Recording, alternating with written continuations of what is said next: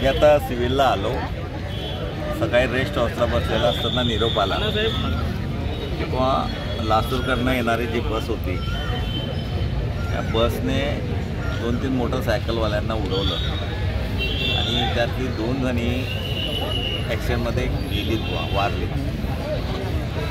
हे माहीत पडल्यानंतर मी सिव्हिलला आलो. सिव्हिलला डॉक्टरांना इमिजिएट कॉल केलं.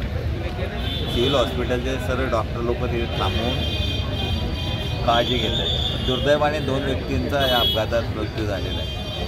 एक सोनू म्हणून आहे ज्याचं 2-3 दिवसापूर्वीच लग्न झालेलं होतं. हे अतिशय वाईट घटना झालेली. आणि दुसरा रवींद्र म्हणून चिंचळायचं. हे 2 जणांचं ॲक्सिडेंटमध्ये मौत झाल्यानंतर अतिशय वाईट झालेलं. त्याने तर अजून संसाराची सुरुवातही नाही केली. ते 2-3 दिवसापूर्वी लग्न झालं. त्या आनंदात असताना दुर्दैवाने जिथे अतिशय गर्दी असते वर्दळीचं ठिकाण आहे त्या ठिकाणी ॲक्सिडेंट झालेलं आहे.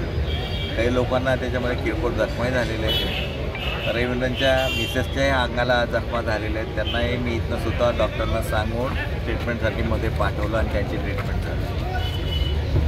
एस टी ड्रायव्हरची चूक आहे काय कारण असं वाटतंय त्या व्हिडिओमधनं की ती गाडीचा ब्रेक लागत नव्हते. ती गाडी डायरेक्ट त्या व्हेकलला उडत पुढे चालली होती. एस टी ड्रायव्हरची चूक आहे की त्याने एक ते एस टी कंट्रोलमध्ये त्या भागामध्ये गर्दी जास्त असते त्याने थोडं स्लो आणायला हवं होतं. ब्रेक फेल झाले असते तरी त्यांच्याकडे स्पेशल गिअरमध्ये टाकून त्याने ते कंट्रोल करायला हवं होतं.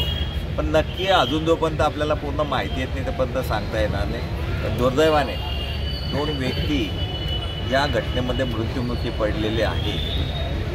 मी चोपड्याच्या साऱ्या जनतेला सांगेन की झालं ॲक्सिडेंट झालेलं आहे, आपण थोडं शांतता बाळगावी. अफवा पसरवणे ही विनंती या माध्यमातून करणार. आपल्या सर्व चॅनलच्या जे प्रमुख चॅनल आहेत चोपड्यातली जे समाज सुधारण्याचं काम करता मार्गदर्शन करता चॅनलला विनंती करेल की आपणसुद्धा माझ्या वतीने जनतेला विनंती करावी की कुठे वातावरण दूषित होणार नाही. झालेली घटना दुर्दैवी.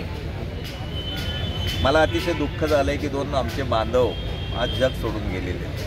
त्यांच्या दुःखात आम्ही सारे सहभागी आहोत. या संदर्भात मी आदरणीय पालकमंत्री गुलाबरावांशी बोलणार आहोत. अजून इथपर्यंत इथलं सारं सिच्युएशन समजले नाही म्हणून मी त्यांच्याशी बोललो नाही. मी त्यांना आता लागलेच फोन लावून संपूर्ण माहिती पालकमंत्री गुलाबरावजींना देणार आहे. पोलिसांना बोलवून आता सिव्हिलमध्ये त्या हॉस्पिटलमध्ये एक जो पेशंट आहे त्याच्या इथे गर्दी जास्त आली म्हणून पोलिसांना सांगितलं की आपण थोडं सारी बाकीयांना थोडं मदत करून बाहेर काढा की त्याला ट्रीटमेंट व्यवस्थित करा.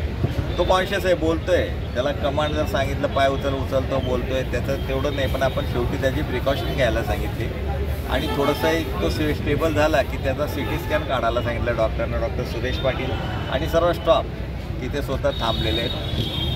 PSI जे साळवे त्या ST स्टँडच्या तिकडे जिथे झाला ॲक्सिडेंट त्या ठिकाणी ते साळवे थांबलेले आहे आणि साळवे तिथला बंदोबस्त करतात की काही दुर्घटना घडू नये म्हणून तिथेच बाकीचा स्टॉफ थांबलेला आहे.